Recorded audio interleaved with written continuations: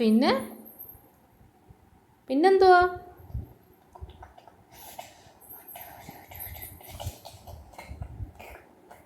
പിന്നെങ്ങനാ തെറ്റുന്നേ?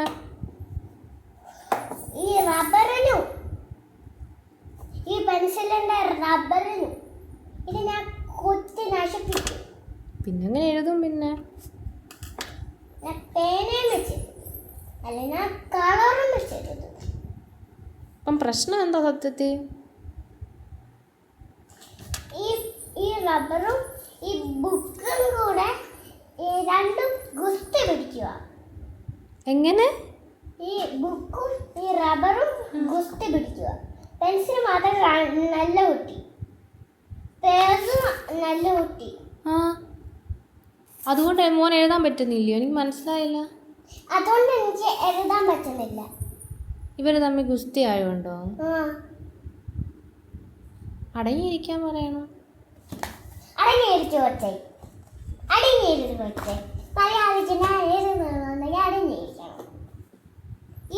ഈ റബ്ബർ മാത്രം നല്ല കുട്ടി. ആ, നല്ല കുട്ടി. ഇപ്പം പുതിയ റബ്ബറല്ല, അതിൻ്റെ പുറകെ റബ്ബറുണ്ട്, അതെടുത്താൽ മതി. ഇത് നല്ല പുത്തൻ റബ്ബർ, അതെടുത്ത് സൂക്ഷിച്ച് വെച്ചേക്കെ. വേറെ ഉണ്ടല്ലോ.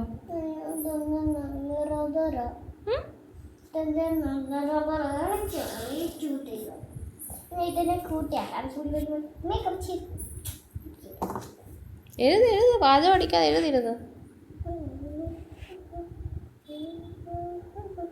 ശ്രദ്ധിച്ചെഴുതുമ്പോൾ ശരിയായിക്കോളും.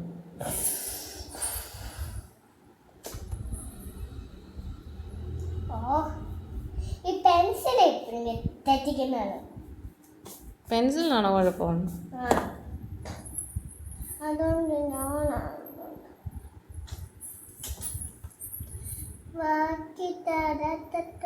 എഴുന്നേറ്റ് തലയൊക്കെ നേരെ വെച്ച് എഴുതും, അപ്പം ശരിയാവും.